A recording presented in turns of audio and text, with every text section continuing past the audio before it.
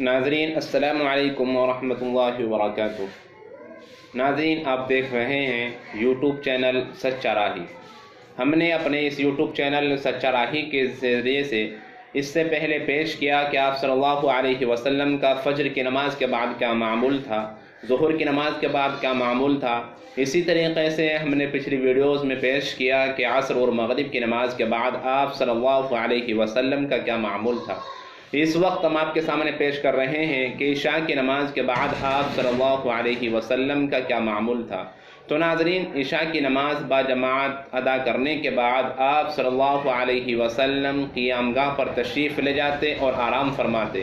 جن زوجہ کے یہاں باری ہوتی، جن بیوی کے یہاں باری ہوتی تھی، ہم نے پچھلی ویڈیو میں پیش کیا کہ آپ صلی اللہ علیہ وسلم کے ہاں متعدد بیویاں تھیں، چند بیویاں تھیں، تو ان میں آپ صلی اللہ علیہ وسلم نے رات گزارنے کی باری لگائی ہوئی تھی، تو باری باری آپ صلی اللہ علیہ وسلم رات گزارا کرتے تھے۔ تو جن بیوی کے یہاں باری ہوتی، آپ صلی اللہ علیہ وسلم وہاں تشریف لے جاتے اور قیام فرماتے۔ نماز عشاء کے بعد آپ صلی اللہ علیہ وسلم جلد سونے کا اہتمام فرماتے تھے۔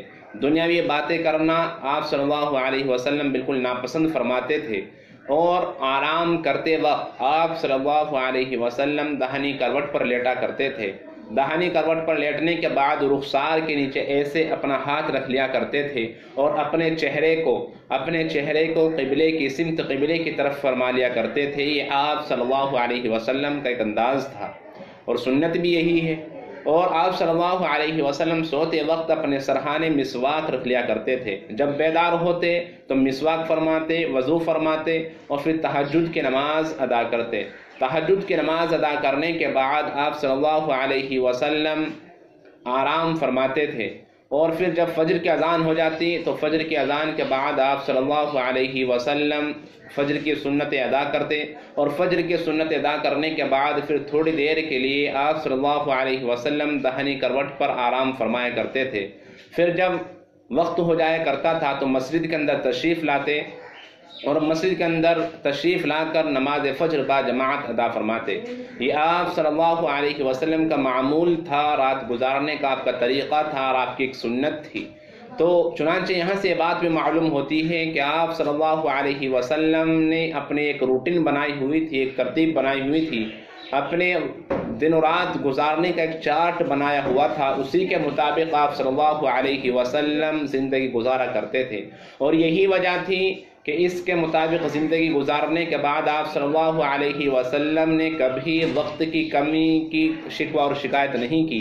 یہاں سے معلوم ہوتا ہے اگر ہم چاہتے ہیں کہ ہمارے وقت کے اندر برکت ہو، ہم وقت پر اپنے کام کو انجام دے سکیں، تو اس کے لیے ہمیں ایک چارٹ تیار کرنا پڑے گا، ایک اسکیم اور ایک ترتیب بنانی پڑے گی کہ اس کے مطابق ہم زندگی گزاریں۔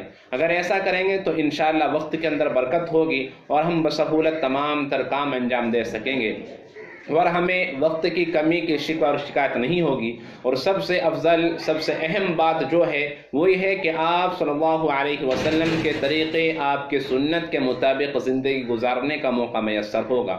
تو دعا بھی فرمائیں اور کوشش کریں کہ اللہ تبارک و تعالی ہم سب کو سنت رسول صلی اللہ علیہ وسلم کے مطابق زندگی گزارنے کی توفیق مرحمت فرمائیں۔